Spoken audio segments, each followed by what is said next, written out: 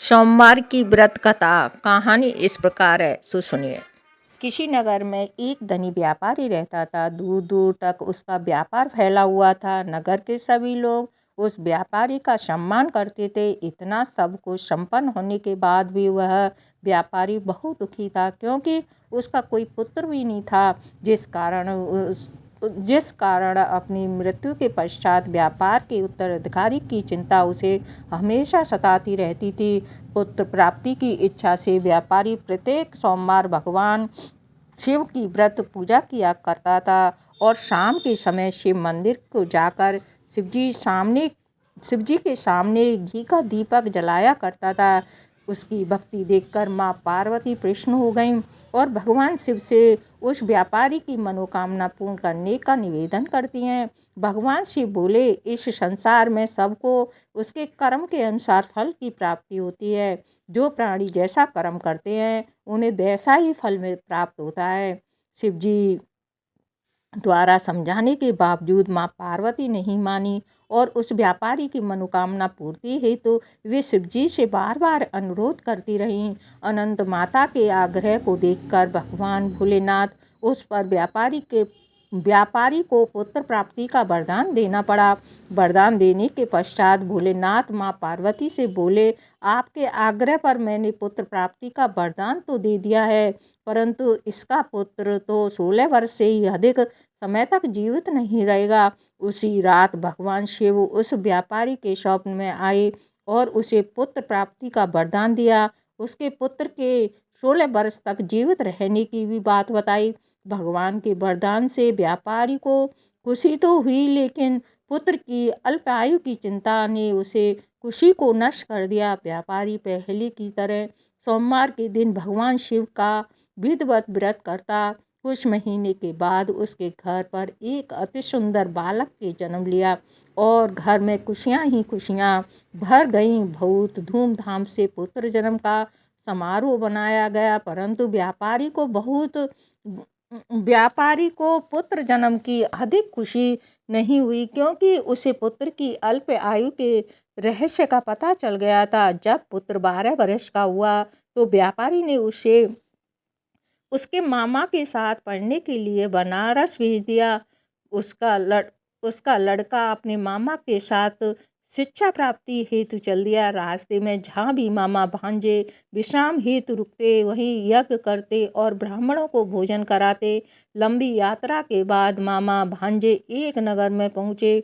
उस दिन नगर के राजा की कन्या का विवाह था, जिस कारण पूरे नगर को सजाया गया था। निश्चित समय पर बारात आ गई, लेकिन वर का पिता अपने बेटे के एक आंख से काने होने के कारण बहुत चिंतित था। उसे भय था कि इस बात का पता चलने पर कहीं राजा विवाह से इंकार न कर दे, इससे उसकी बदनामी भी होगी। जब वर के पिता ने व्यापारी के पुत्र को देखा तो उसके मस्तिष्क में एक विचार आया। उसने सोचा, क्यों ना इस लड़के को दूल्हा बनाकर राजकुमार से विवाह करा देता हूँ और राजकुमारी से विवाह करा देता हूँ। विवाह के बाद इसको धन देकर विदा कर दूंगा और राजकुमारी को अपने नगर ले जाऊंगा। वर के पिता ने लड़के के मामा से इस संबंध के बारे में बात की। मामा ने धन मिलने के लालच में वर के पिता की बात स्वीकार कर ली। लड़के को दूल्हे का वस्त्र पहनाकर राजकुमारी से विवाह करा दिया गया। राजा ने बहुत सारा धन देकर राजकुमारी को विदा किया। शादी के बाद लड़का जब राजकुमारी के साथ लौट रहा था तो वह सच नहीं छिपा सका और उसने राजकुमारी के ओढ़नी पर लिख दिया, राजकुमारी, तुम्हारा विवाह मेरे साथ हुआ था। मैं तो बनारस पढ़ने के लिए जा रहा हूँ और अब तुम्हें जिस नव युवक की पत्नी बनना पड़ेगा वह कान्हा है। जब राजकुमारी ने अपनी ओढ़नी पर लिखा हुआ पढ़ा तो उसने काने लड़के के साथ जाने से इनकार कर दिया। राजा को जब यह सब बातें पता लगीं तो उसने राजकुमारी को महल में ही रख लिया। इधर लड़का अपने मामा के साथ बनारस पहुंच गया और गुरुकुल में पढ़ना शुरू कर दिया। जब उसकी आयु 16 वर्ष की हुई तो उसने यज्ञ किया। यज्ञ के समाप्ति पर ब्राह्मणों को भोजन कराया। खूब अन्न वस्त्र दान दिए। रात को वह अपने शयन कक्ष में सो गया। शिव के वरदान के अनुसार शयन व्यवस्था में ही उसके प्राण फखेड़ उड़ गए। सूर्योदय पर मामा भांजे को देखकर रोने पीटने लगा। आसपास के लोग भी एकत्रित हो गए, दुख प्रकट करने लगे। लड़के के मामा रोने विलाप करने के स्वर समीप से गुजरते हुए भगवान शिव और माता पार्वती ने भी सुने। माता पार्वती ने भगवान से कहा, प्राणनाथ, मुझे इसके रोने के स्वर सहन नहीं हो रहे हैं। आप इस व्यक्ति के कष्ट को अवश्य दूर करें।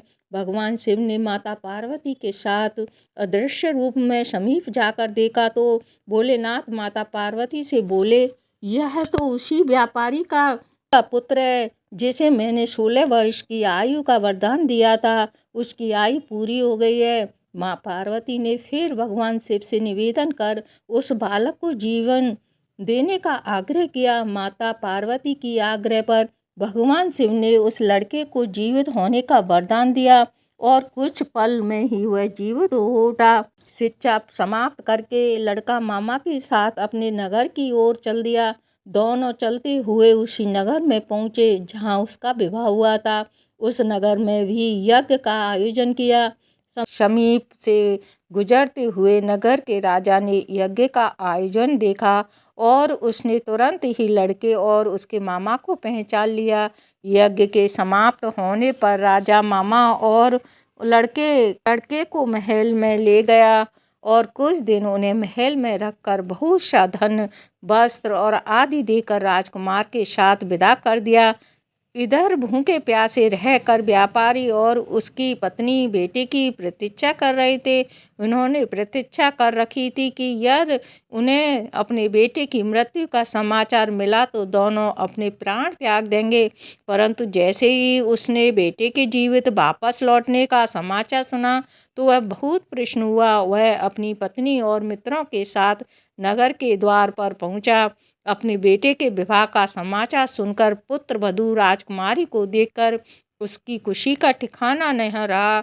उसी रात भगवान शिव ने व्यापारी के स्वप्न में आकर कहा, हे श्रेष्ठी, मैंने तेरे सोमवार के व्रत करने और व्रत कथा सुनने से प्रसन्न होकर तेरे पुत्र को लंबी आयु प्रदान किए है।